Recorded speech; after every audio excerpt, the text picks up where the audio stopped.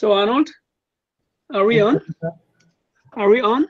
Yes, we are online now. Okay. So I should say opening words? No. Okay, wait. Let's wait some minutes.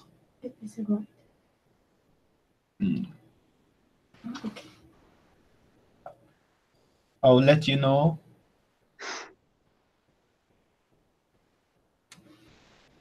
Students are joining now. Okay. Okay, so let's wait maybe 2 or 3 minutes, and then I'll let you know when you have to start your introduction. Okay. Yeah.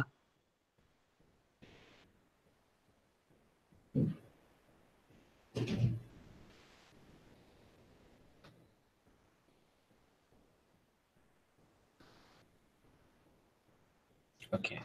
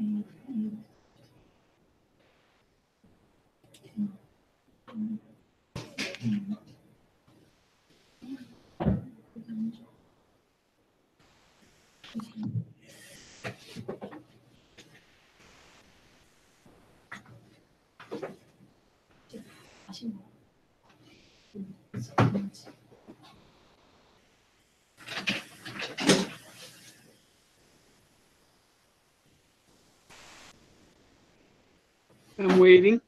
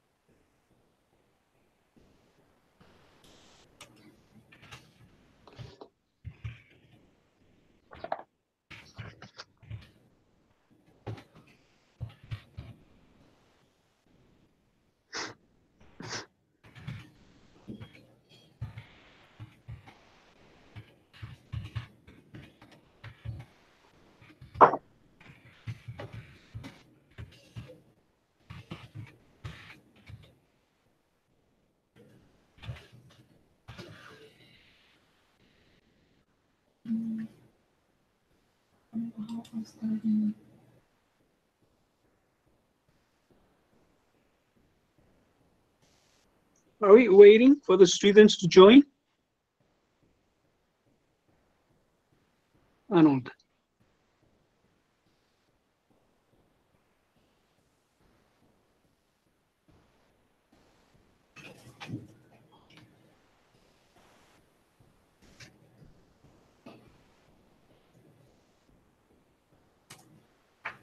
Okay. Hello, everyone out there. Welcome to this first live discussion session for the KDI, for the MOOC program on the Korean story of economic development and its lessons for sustainable development, which is being presented by the KDI School and the SDG Academy. My name is Soogil Young. I am a Korean economist of considerable seniority, and I have lived through a large part of Korea's economic miracle as a senior economist at the Korea Development Institute, I have served as an advisor to the Korean government in various cities, especially in the 1980s and the 1990s. And as a visiting professor for KDI school, recently, I advised the KDI school on and the SDG Academy on how to develop the present MOOC program. And by the way, since 2012, I have been a member of the Sustainable Development Solutions Network, which is a global network of experts on various developmental issues directed by Professor Jeffrey Sachs of Columbia University, who has contributed Module 1 to this program. And I am offering Module 2 and Module 10 for this program. And today I will have the honor of entertaining questions and comments from you on the contents of Module 1 by Professor Jeffrey Sachs and Module 2 by myself. And we are being assisted by two graduate students at KDI School, Mr. Arnold Tomoa from Cote d'Ivoire and Ms. Soojung Park from South Korea. They have allocated 45 minutes or so, and I propose that we immediately launch the discussion. So what is the first question that I will be answering?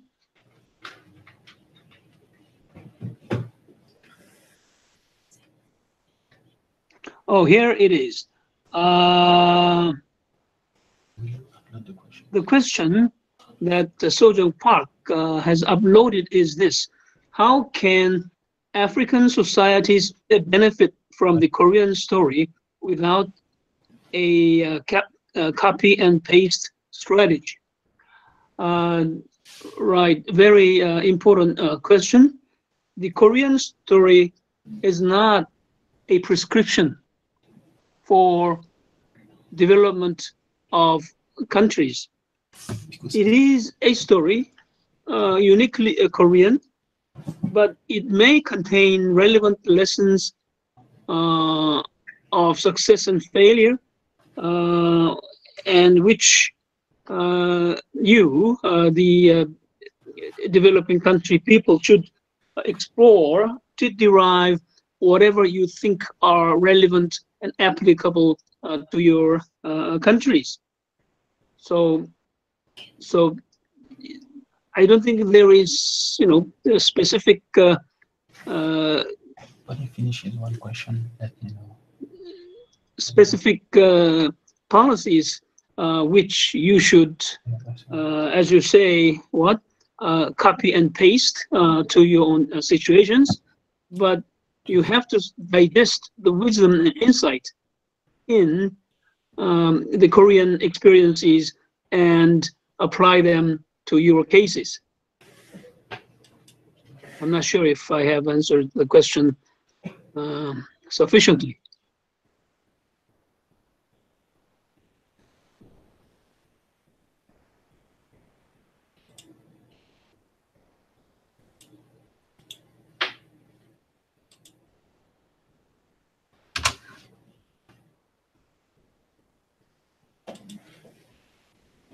Right, here is the second question.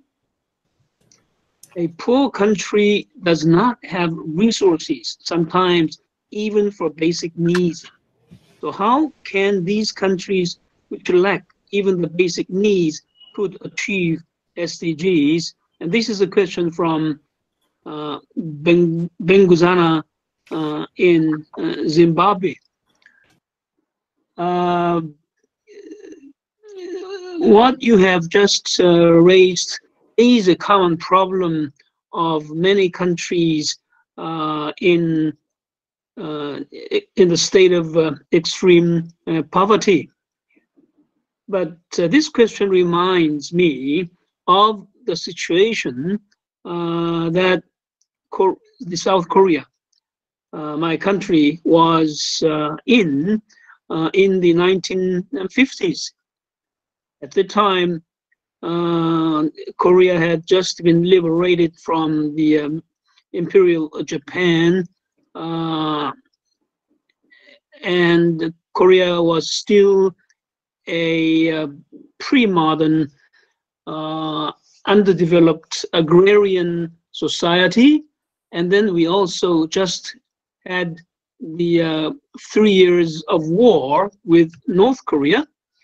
And as a result of that war, we lost more than half of capital stock in South Korea. All infrastructure stocks was destroyed. And we were just struggling. Many South Koreans were struggling just to eke out daily living. And so we also did not have significant resources. Korea was not a resource-rich country, and the productive capital was all more or less destroyed. And all we had, however, we still had people, ourselves, the Koreans. I suppose that I can say this also to your country or any other countries in sub-Saharan Africa, which are suffering from extreme poverty. You do have people, and you people have to be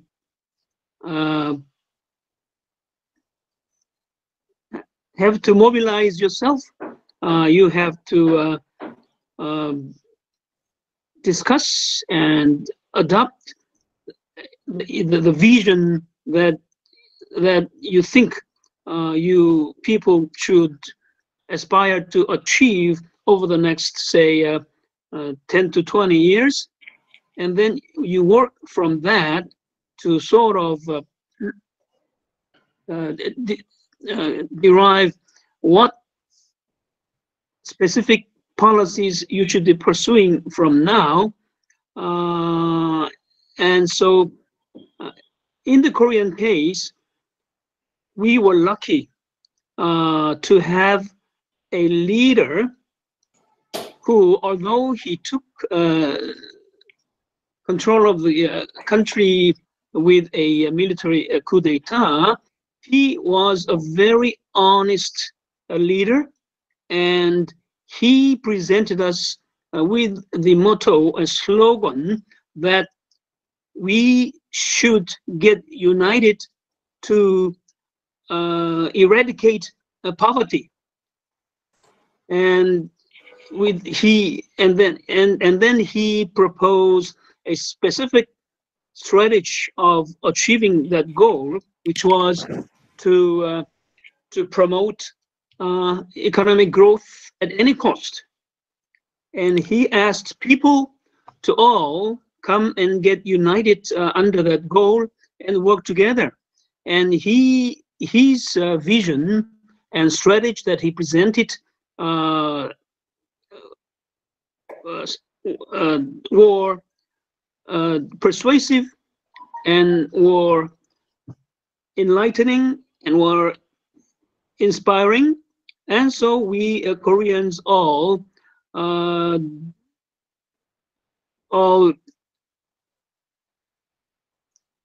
or less enthusiastically embraced the vision and the strategy that he presented.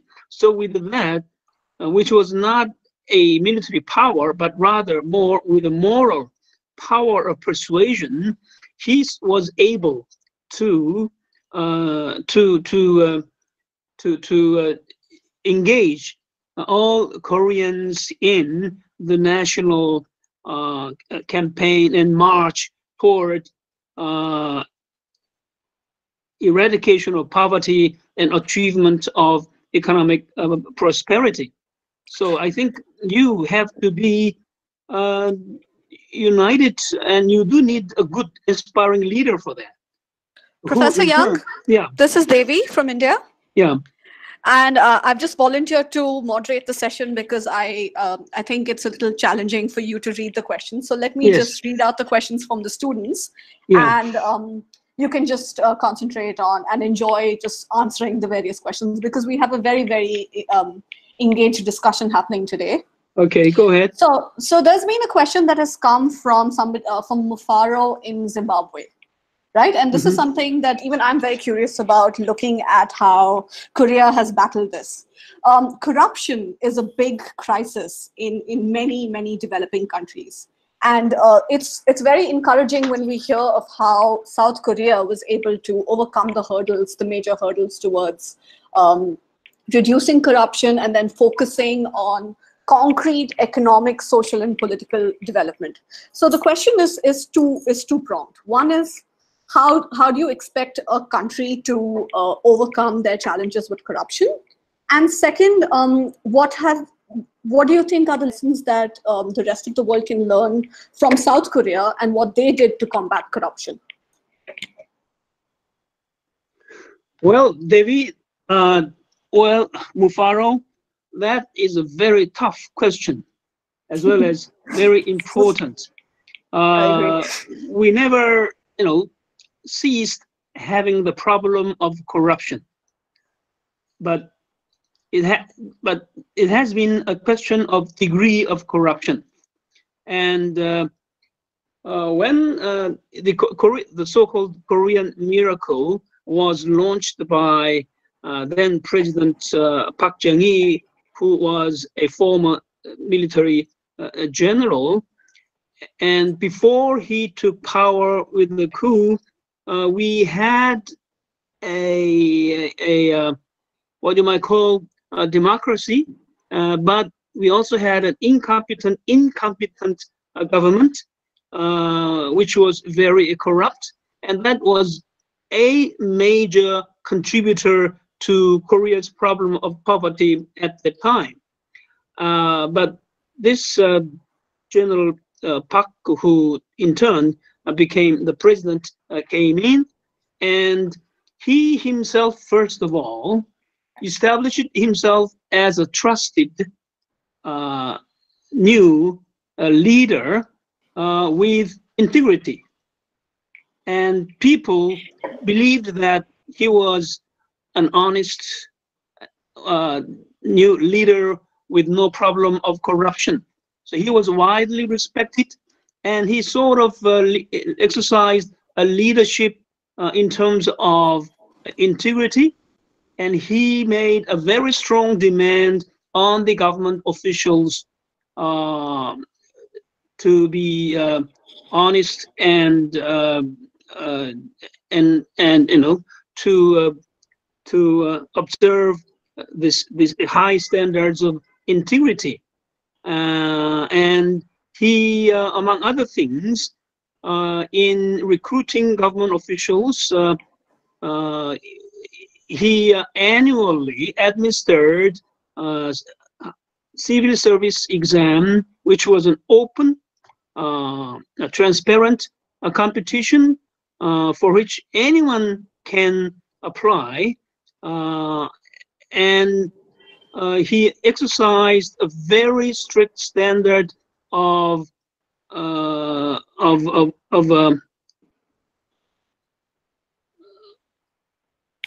very strict standard of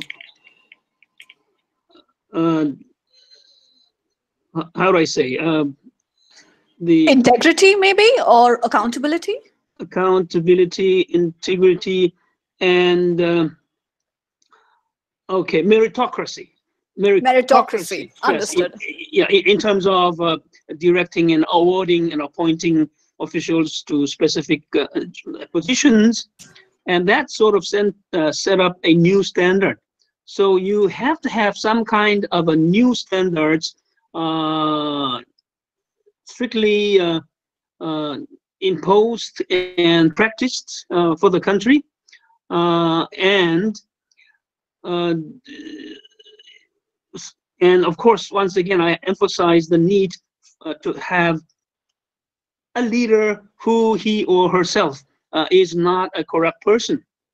And, so, Professor Young, let me just interject out there. I do understand that you said that needs to be meritocracy in leadership as well as a strong governance.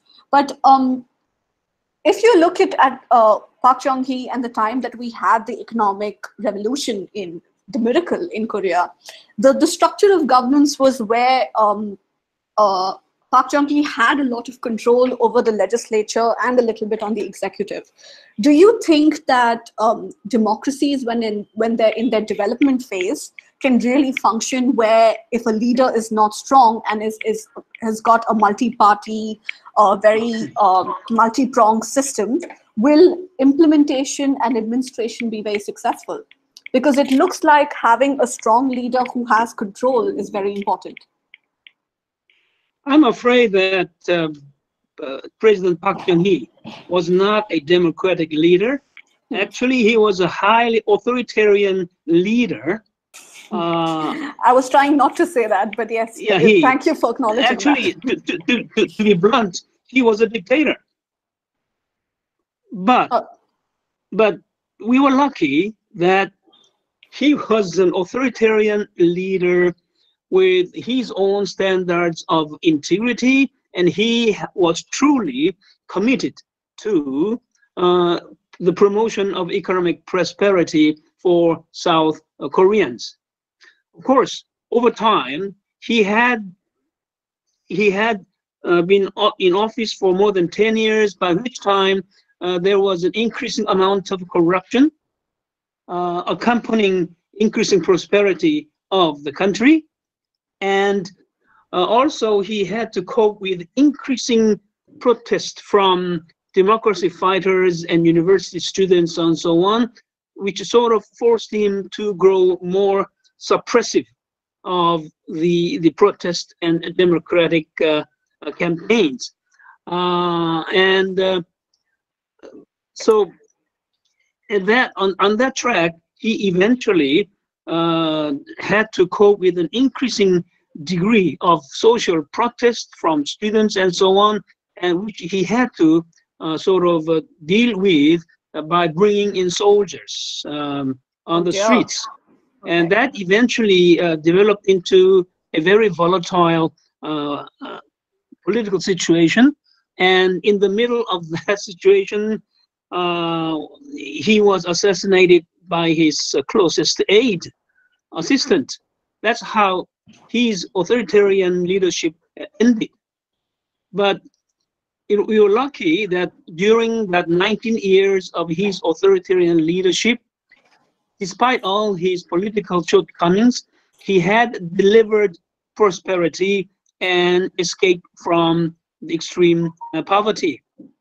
Professor Young, while we're on this, I agree with you that he was a leader. But in terms of the Korean society and the Korean people, Dave Goldfeller asks us that is it possible that this strategy was successful because Korea is a much more homogeneous society, whereas because Dave himself is from sub-Saharan Africa, I think, he says that you have many tribes, many different communities, many different ethnicities, and there's a colonial influence.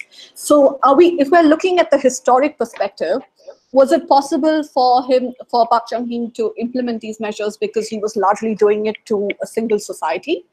Or maybe we could get some clarification on whether you think the society wasn't as homogeneous as people believe it to be at that time.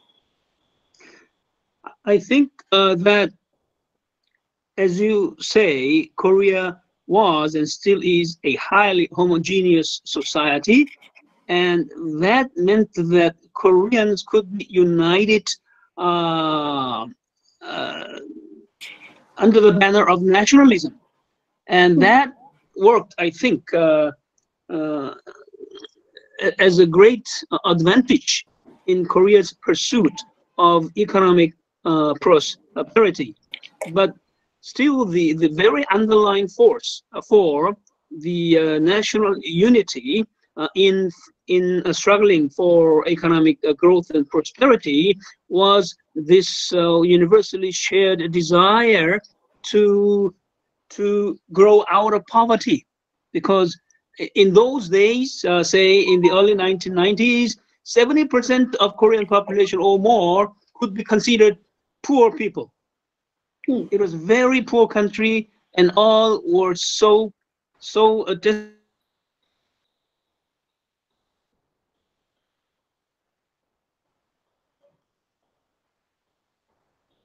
Professor Young, we lost you. Okay. Okay, no, I can hear you again. Sorry. Okay, just a little bit. So the most compelling contributor to Korea's economic growth and miracle was the dire poverty from which most of the population was suffering from. Understood. And that I think could work to bring all different tribes and ethnic groups together in other countries. Noted, Professor Young.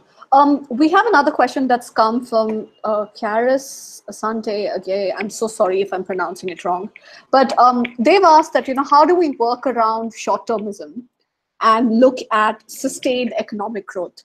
I think I would like to expand this question in the broader SDG framework, Professor Young, because many developing countries want to achieve strong economic growth. But now when we talk about the SDGs, we also need to see that the society is socially included and just, and at the same time, there needs to be environment sustainability. So what can we learn from Korea's experiences out there in terms of just sustained and secure economic growth and environmental sustainability? I agree that short-termism. Yeah, Mr. Asante Agea described as referred to as short-termism is a major hindrance to continued sustained economic growth and development. Now,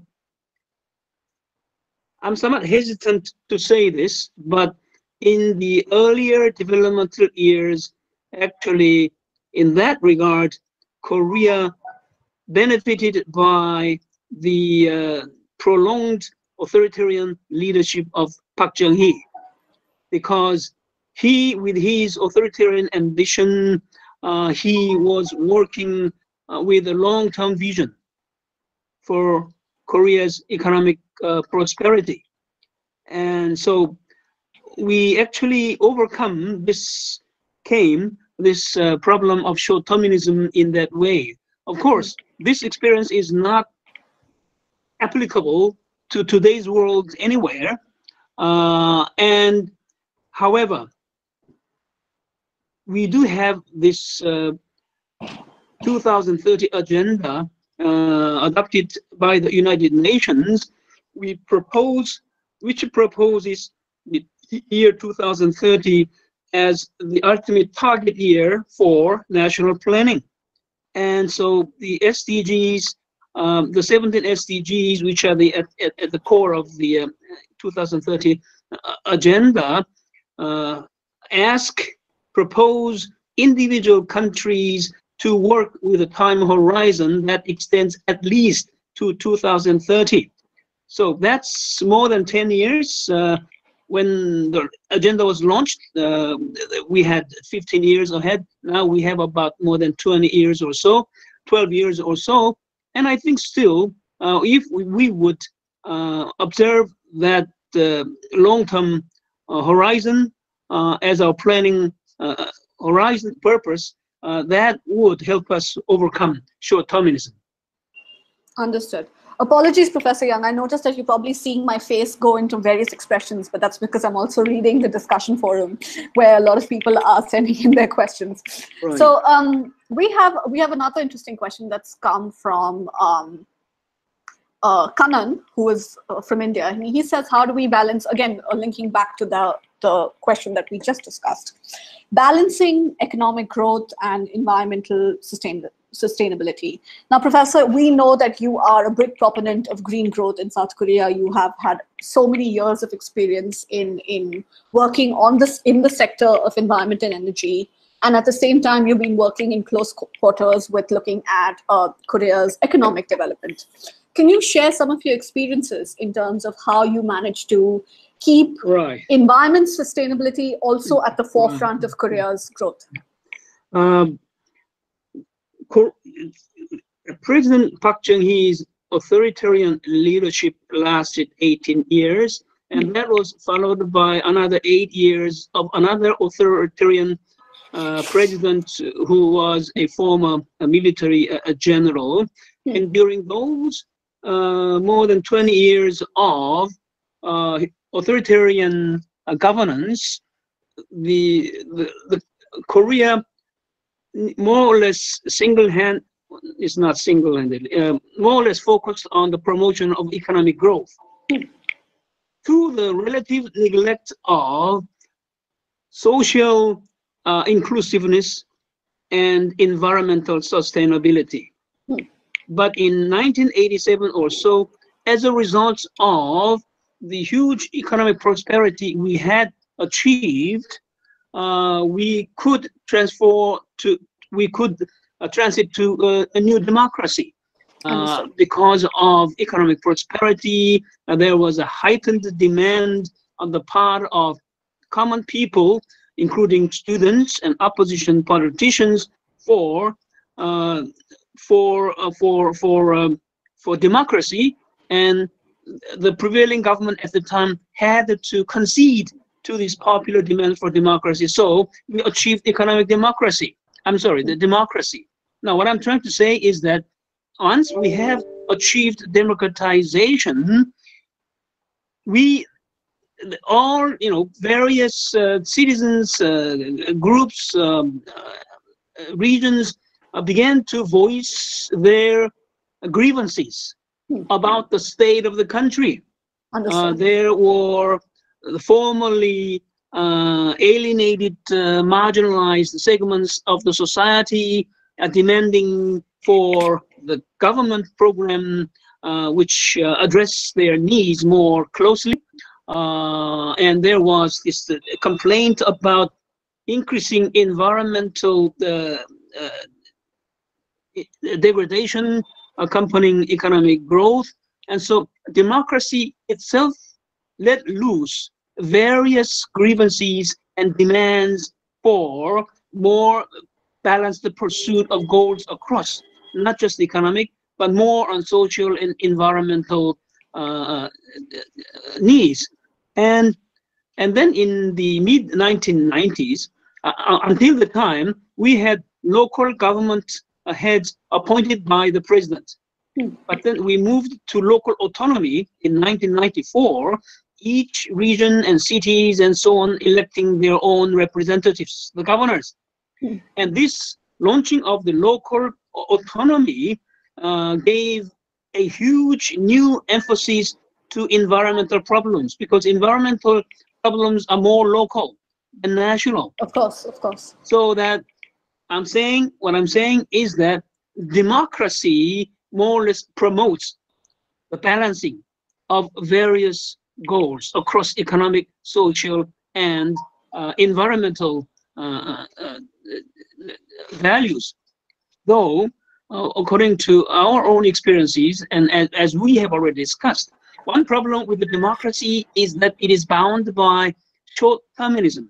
The president, the government, and so on, they don't think more than the whole length of their own tenure, which is 5 years, which decreases to 4 years, and so on over time, so that this short-termism sort of serves as a hindrance for people and nations and government to think more seriously about environmental problems.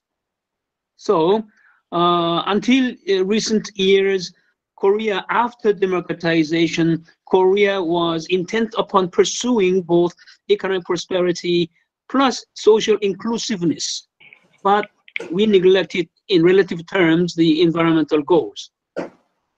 Understood. So Professor, from what I'm understanding, I'm sorry, to finish this. To properly integrate sustainability goals, that's why we do need a framework like the 17 SDGs, which we have to implement over many years from now, and also from the global perspective, which sort of led us to see the global environmental issues such as climate change. Understood. So, Professor, if I'm understanding correctly, it seems to be that achieving economic growth was of primary importance, and then there was strong foundations laid for political democracy, And with that, we could think about, Korea could start thinking about social inclusion, environment sustainability, allowing for various groups and concerns to come about. We had this discussion even in the course, where a lot of students said that, does that mean that economic prosperity and growth is more important? Do you think that economic growth is the most important, and then political democracy and freedom and various other rights should come later? This is a bit of a chicken and egg question, I understand that. But in terms of maybe we're asking you from a very academic perspective and from a historical context, what do you think is most important, and what should developing countries think of? Okay, I have been thinking about the question from time to time. Of course. And I think that when your income level is low, yes, inevitably economic growth should be given assigned higher priority. You cannot protect environment when you are hungry. Of course. When you have many problems of public health and so on, you really do not have, you cannot be asked to care for environment.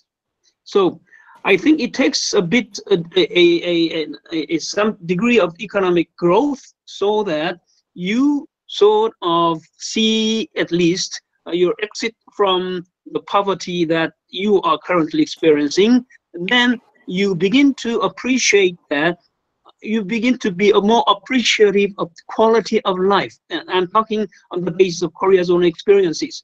When Koreans were no longer as hungry as they had been, they then began to think about the quality of life, how the cities, the environmental degradation was, now people began to realize that environmental degradation is a major threat to their well-being and quality of life. So as the income rises, people begin to appreciate increasingly the value of environmental protection. So I think there is sort of stages of development where the priority assigned to environmental goals arises. And Korea, for example, say by the early 1990s, we had reached that point, so that we began to pursue quite a huge variety of environmental policies for protection of the rivers, for elimination, for orderly disposal of wastes, and so we and as I said, that also coincided with the launching of the local autonomy, and people began to be very sensitive to environmental issues related to water, with waste management, and so on. So that, I think, naturally comes along the process of economic growth and development. Thank you, Professor. We have a very nice comment that has come in from Tony Tabolo, who says that sustainable economic growth and development strategies in some countries are hindered by the lack of appropriate educational syllabuses and products that match 21st century skills. Professor, I know that you might have thought of this. In terms of education for sustainable development and developing skills so that we look at the future, what do you think Korea got right in terms of, because Korea has such high standards of education, it has one of the best literacy and human development rates in terms of education. So what do you think Korea got right? And also in terms of your personal perspective, what do you think is missing from education today so that we learn about the sustainable development goals? Let me start out by saying that educational investment was probably one of the first policy priorities pursued by the government of Korea since its independence from the Imperial Japan. So yes, right after the liberation, the government, even in the middle of the Korean War, launched a 10-year program for a campaign for universal literacy, and also for universal primary school education. And since then, Korea kept prioritizing investment in education all along, up to the level of universities by the time of the 1980s. And I say this to let you know that this educational investment in people was, although which was pushed by the authoritarian government, was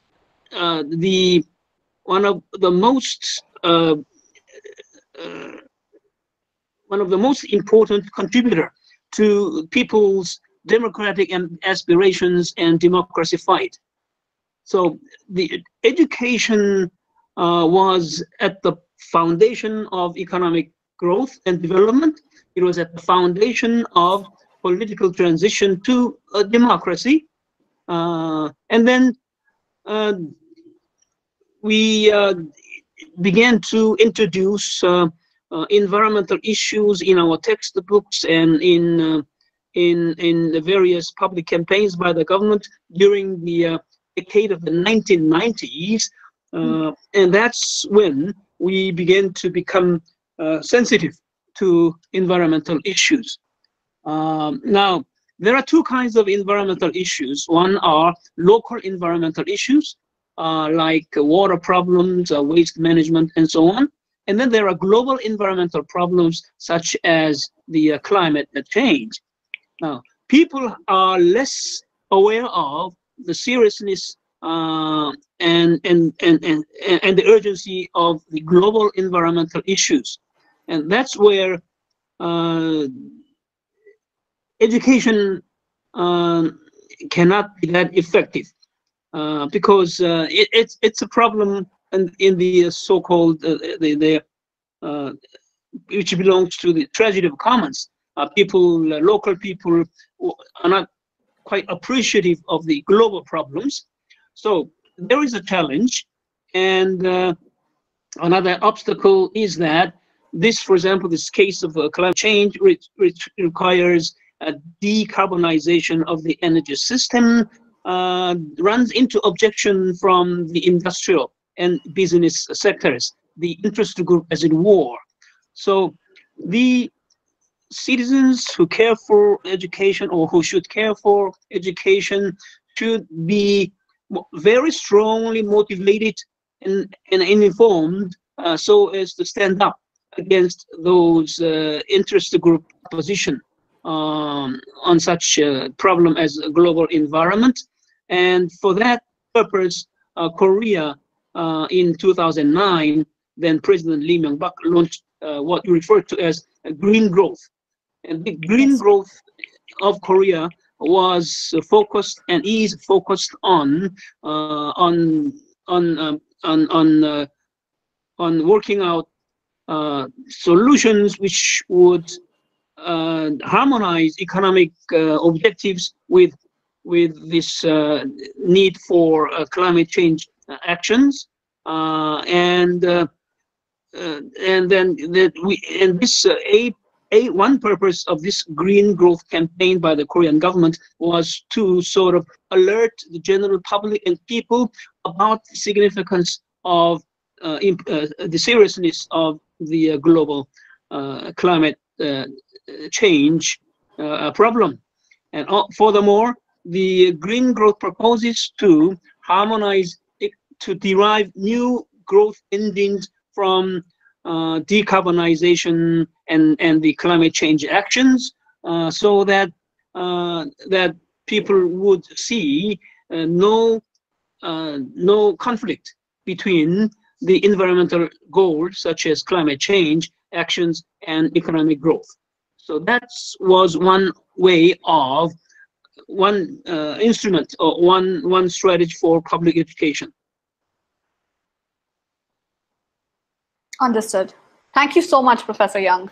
I think it's been a very interesting discussion that we've had today. And I hope that all the students who joined us live enjoy their questions. I hope we got most of the questions. Just for everybody's information, if you have any further questions, please post it on the discussion forum during the course. And the next time we have Professor Young, or we will ask him live, or of course, we'll be happy to send your questions over to Professor Young by email. So thank you so much for joining us today, Professor Young. I hope that I'm glad to have finally met you today, and it's very interesting. It's so wonderful that we can have a session like this where I'm, of course, tuning in from India, you're in Korea, we have our course team as well, so very close to you, and we have students joining in from all over the world. I really hope you enjoyed being part of this process, and let's meet again, maybe in the next live Q&A session.